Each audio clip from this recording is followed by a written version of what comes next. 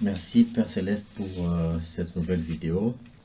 Je te prie Seigneur de nous accorder encore ta sagesse afin que nous puissions recevoir la révélation du divin, car te connaître c'est la vie éternelle. Je te prie dans le nom de Jésus-Christ notre Seigneur. Amen. Alors je vais prendre rapidement le dernier point qui caractérise les relations entre l'homme et la femme. Nous avons parlé de l'homme et de la femme en tant qu'image de Dieu. Nous avons parlé de l'homme et de la femme en tant que force et faiblesse. Nous avons vu que l'homme et la femme étaient inséparables. L'homme et la femme avaient des désirs opposés. Nous avons vu que la femme devait être soumise à l'autorité de l'homme. Et nous avons vu pourquoi est-ce que Dieu a créé la femme finalement. C'était pour manifester l'homme et pour le glorifier. Maintenant, l'homme, quel devrait être votre rôle? Ça va être un point très rapide, très bref. Éphésiens 5, 25 dit ceci. Marie, aimez vos femmes comme Christ a aimé l'Église et s'est livré lui-même pour elle, afin de la sanctifier par la parole, après l'avoir purifiée par le baptême d'eau, afin de faire paraître devant lui cette Église glorieuse, sans tache, ni ride, ni rien de semblable, mais sainte et irrépréhensible. C'est ainsi que les maris doivent aimer leur femme comme leur propre corps. Celui qui aime sa femme s'aime lui-même. Donc, la femme est faible, la chair est faible, le pauvre est faible, le serviteur est faible, l'enfant est faible. Ok? Nous les hommes, qui sommes puissants, forts, riches, maîtres, parents, qui avons la domination, par la manifestation de notre puissance, notre rôle, c'est de prendre soin, c'est de couvrir la femme, c'est de couvrir la faiblesse.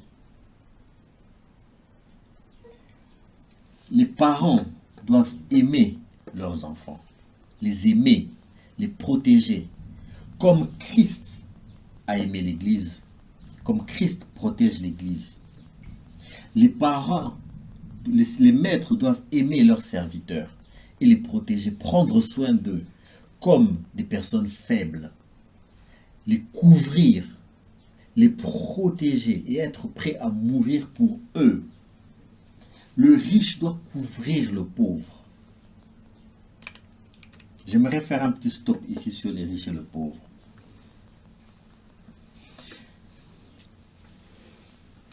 Dans l'église mondaine, l'église pervertie d'aujourd'hui, la pauvreté est considérée comme un mal. On la chasse, on la combat.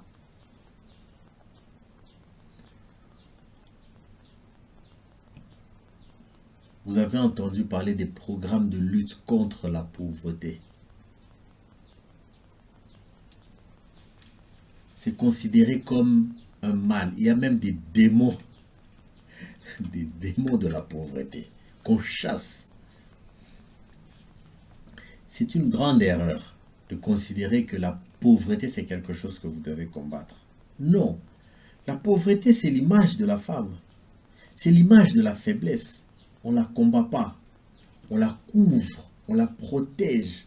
On ne combat pas les pauvres ni la pauvreté, ni les pauvres ni la pauvreté. Jésus n'a jamais combattu la pauvreté. Jésus n'a jamais rien fait pour éradiquer la pauvreté.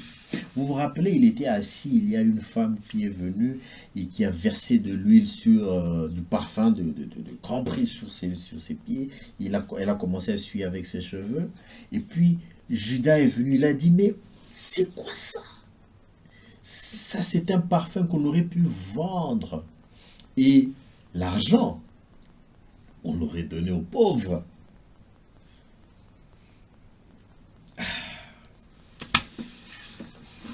L'évangéliste a dit, il disait ça parce qu'il était voleur.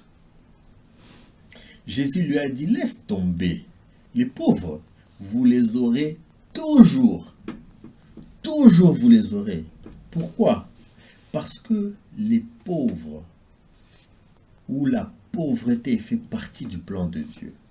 Vous ne pouvez pas la combattre et l'éliminer. Le jour où vous supprimez la pauvreté, ce jour-là, les riches disparaîtront. S'il n'y a plus de pauvres, tous ceux qui sont riches, personne ne verra leur richesse. Et Dieu, mais il aime montrer. Il aime montrer sa grandeur. Il aime montrer ça. Il veut manifester. Il veut révéler ça. Il veut révéler sa richesse. Il veut révéler. Mais s'il n'y a pas de pauvres pour bénéficier de sa richesse ne sera pas connue. Si tu marches dans la rue et que tu ne trouves aucun pauvre, qui verra que tu es riche? Non, il faut qu'il y ait un mendiant quelque part, afin que tu prennes de l'argent, tu lui donnes, et que ta richesse soit manifestée. C'est pour ça, franchement, je vais vous le dire, honnêtement, quand je marche dans la rue et que je vois des pauvres, aussi misérables soient-ils, ça ne me fait pas de la peine. Non. Ce qui me fait de la peine, c'est lorsque je n'ai rien à leur donner. À ce moment-là, j'ai de l'argent en banque, mais je ne peux rien leur donner. Ça me fait de la peine. Parce que ma richesse est restée cachée. Mais quand j'ai de l'argent dans ma poche, dans mon porte-monnaie, et que je vois un pauvre, je vois l'opportunité de montrer ma richesse ou de manifester ma richesse. Ce n'est pas de la vantardise, non. Je prends de l'argent, 1000 francs, je lui donne, et son sourire me montre que merci, tu es riche.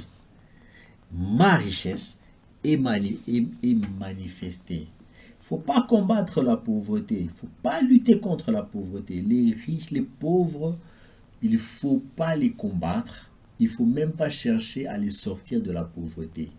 Il faut leur donner ce qu'on a. Ok? Simplement. Ok? C'est très bien si vous pouvez les sortir de la pauvreté, il n'y a pas de problème. Ok? Mais ce n'est pas ça l'objectif. Les pauvres ont été créés afin que votre richesse soit manifestée. Alors donnez aux pauvres. Donnez-leur afin que votre richesse soit manifestée. C'est pour ça que Dieu a mis des pauvres sur la terre. Les programmes de lutte contre la pauvreté, ça c'est des choses humaines. Ce sont des valeurs des hommes. Ça n'a rien de divin. C'est pas la pensée de Dieu. Dans la pensée de Dieu, Christ qui était si riche quand il rencontrait des pauvres, il a vu une vieille pauvre mettre de l'argent dans le panier à offrande. Il n'a pas eu mal. Il a dit, c'est une bonne chose. Il était tout content. Est-ce qu'il aurait pu dire à cette femme, viens à toi, tiens, prends 2-3 billets? Non, il n'a jamais fait ça. Il n'a jamais donné de l'argent. Il n'a jamais sorti qui que ce soit de la pauvreté. Et même lorsqu'il rencontrait des malades, il ne pleurait pas. Il était tout content. C'était pour lui une opportunité de montrer sa puissance. On lui a dit, Lazare est mort. Il a dit, oh, calmez-vous. Calmez-vous. Ça, c'est pour la gloire de Dieu. Ton ami est en train de mourir. On te dit qu'il est en train de mourir. Au lieu de paniquer, de courir, il dit non. C'est pour la gloire de Dieu. Parce que la puissance de Dieu, quand elle va se manifester, sortir cette personne de la mort, Dieu sera glorifié. Parce que la puissance est appelée à être glorifiée en se manifestant. Donc, les pauvres sont là pour que vous, les riches, vous les couvriez. La grâce est venue pour sauver l'homme du péché, de la loi. L'esprit couvre la chair. Faut pas combattre la chair. Quelqu'un m'a dit une fois. m'a dit, je suis sous les péchés, vraiment, je n'arrive pas à me débarrasser. Je lui ai dit, ah, c'est la faiblesse de la chair. Il a dit, cette chair de merde. Je lui ai dit, mais frère, toi, tu ne sais pas que cette chair-là, c'est ton épouse. C'est l'épouse de ton esprit. C'est comme si tu disais à ta propre femme, merde, non, on ne fait pas ça. Non, la chair, il ne faut pas la maudire. Il ne faut pas maudire la chair. Il faut la couvrir. L'Église doit être couverte par Christ. C'est pour ça, je vais anticiper sur un enseignement que je pourrais donner une autre fois. C'est pour ça que Paul dit qu'une femme doit se voiler la tête. Elle doit se couvrir. Ok? Parce que ce voile qu'elle met sur la tête, c'est un signe de l'autorité de l'homme. C'est la couverture de l'homme sur elle. Lorsque une femme est voilée, elle reconnaît la couverture de l'homme. Elle est couverte et les implications dépassent ce que vous pouvez imaginer. J'espère que Dieu me donnera l'opportunité d'en parler dans une prochaine vidéo. Voilà, je vais m'arrêter ici. On a terminé avec les 7 caractéristiques de l'image homme et femme en tant qu'image de Dieu.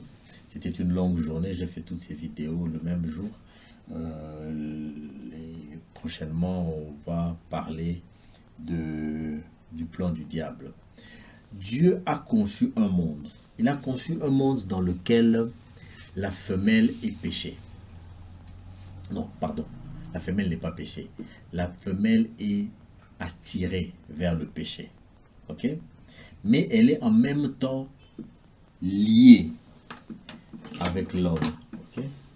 Ils sont comme ça, tous les deux. Ok? L'homme est là. Ça, c'est la femme. Ils sont liés. Et tous les deux sont attirés vers le péché. Et Dieu dit, soyez dirigés par l'homme. Si vous mettez l'homme devant ou en haut, si la femme se met sous l'autorité de l'homme, ils n'iront pas vers le péché, mais ils s'en éloigneront. Ok? Ça, c'est le monde dans lequel, c'est le monde que Dieu a conçu. L'homme, ce n'est pas seulement ce que je suis. Je suis homme par mon genre, le genre de mon corps. Mais je suis aussi femme en tant qu'Église. En chacun de nous, il y a un homme, il y a une femme. Il y a des aspects hommes, il y a des aspects femmes. Aucun de nous n'est uniquement homme ou uniquement femme. Non. Aucun de nous n'est uniquement homme ou uniquement femme. Chacun de nous est homme, mâle dans certains aspects et femelle dans d'autres. En tant que Patrick, je suis homme. Lisa est femme. Elle est femme dans son corps. Ok? Mais en même temps, en tant qu'Église, elle et moi, nous sommes des femmes. Elle et moi, Lisa et Patrick, nous sommes des femmes en tant qu'Église. En tant qu'enfant de mon père, c'est Madwinga, je suis femelle. Elle, en tant qu'enfant de Makombe, elle est femelle. Mais en tant que parents de Shalom, Mélodie, Mandi, Shima, Jessie, nous sommes des mâles. Elle et moi, nous sommes des mâles. Lisa est un mâle dans son esprit. Son esprit est mâle, mais sa chair est femelle. Moi aussi, j'ai un esprit et j'ai une chair. Mon esprit est mâle, ma chair est femelle. Lorsque je suis au travail, j'ai des chefs et j'ai des subalternes. Pour mes subalternes, je suis un mâle, ils sont mes femelles. Mais pour mes chefs, je suis femelle, ils sont mâles. Mon chef direct est une femme dans son corps. Mais professionnellement parlant, dans notre bureau, au travail, elle est mâle, moi je suis femelle, parce que je suis sous son autorité. Et si nous dirigeons la société selon ma volonté, nous allons nous perdre. Moi je dois me soumettre à sa volonté, bien que ce soit une femme dans son corps. Ok? Mais dans la famille, dans un couple, entre un homme et une femme, un humain de genre masculin et un humain de genre féminin, il y en a un qui dans son corps est mâle, un autre dans son corps est femelle. Mais ce n'est que dans cet aspect-là. Dans d'autres aspects, cette femme est mâle. Et elle doit utiliser les propriétés de son aspect mâle. Ma femme, en tant que parent, est mâle. Donc elle doit avoir l'autorité sur les enfants. Elle ne doit pas se laisser diriger par les enfants. Elle doit avoir l'autorité. Dans son esprit, elle doit avoir l'autorité sur sa chair. C'est ainsi. Et moi, je me soumets entièrement à Christ en tant qu'Église. Ça, c'est le script que Dieu a créé, a écrit pour le monde. Je reviens à la toute première vidéo. Dieu a écrit un script de son film. Il a donné à chacun de nous un rôle.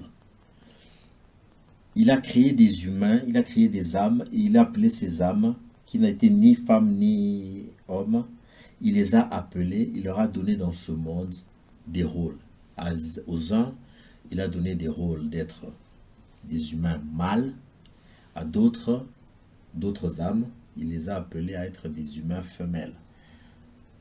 Lui et elle, dans leur âme, il n'y a pas un garçon, il n'y a pas une femme. Ils sont pareils. Pas de genre, dans leur âme. Ok? Mais dans leur corps, celui-ci a été fait mâle. Celui-ci a été fait femelle. Je dis celui-ci, hein, pas celle-ci. Parce que dans son esprit, c'est un garçon. C'est pour ça que dans notre esprit, nous sommes tous des mâles. Que tu t'appelles Jackie, Bernadette, tout ce que tu veux, Marie, dans ton esprit. C'est pour ça que Dieu nous appelle, nous tous, fils de Dieu. Parce que ce qui est enfant de Dieu, c'est dans l'esprit. C'est dans l'esprit. Et l'esprit est garçon. Hein? Mâle, pas femelle. C'est pour ça que même Lisa, la Bible ne l'appelle pas fille de Dieu. Cherchez dans la Bible, vous ne trouverez pas le concept fille de Dieu. Non. Cet être est un fils. C'est un fils de Dieu. Autant que celui-ci. Tous les deux, ils sont des fils de Dieu. Ok? Mais sur cette terre, à celui-ci, à ce fils, il a dit, tu seras mâle dans ton corps. À ce fils, il a dit, tu seras femelle dans ton corps. Ok? Soumets-toi à lui. Toi, aime-le. Aime-le. Toi, soumets-toi à lui. Alors, il est important de connaître ce script et de le jouer fidèlement. Le jour où ce fils se dit, ah, mais tu sais, moi aussi, je suis puissant. Ok? Et il se met à jouer ce rôle de celui-là. Il a changé le script. Le film n'est plus le même. Ok? Et celui-ci, ce fils, lorsqu'il commence à jouer ce rôle, le film n'est plus le même. Nous devons connaître notre rôle et le jouer fidèlement pour pouvoir refléter, manifester le divin qui a été mis en nous. Lorsqu'on inverse les choses, on réalise le plan du diable. Et ça, c'est ce dont je voudrais parler dans la vidéo prochaine. Peut-être un autre jour, si Dieu nous le permet. Soyez bénis. Dans le nom de Jésus-Christ, notre Seigneur.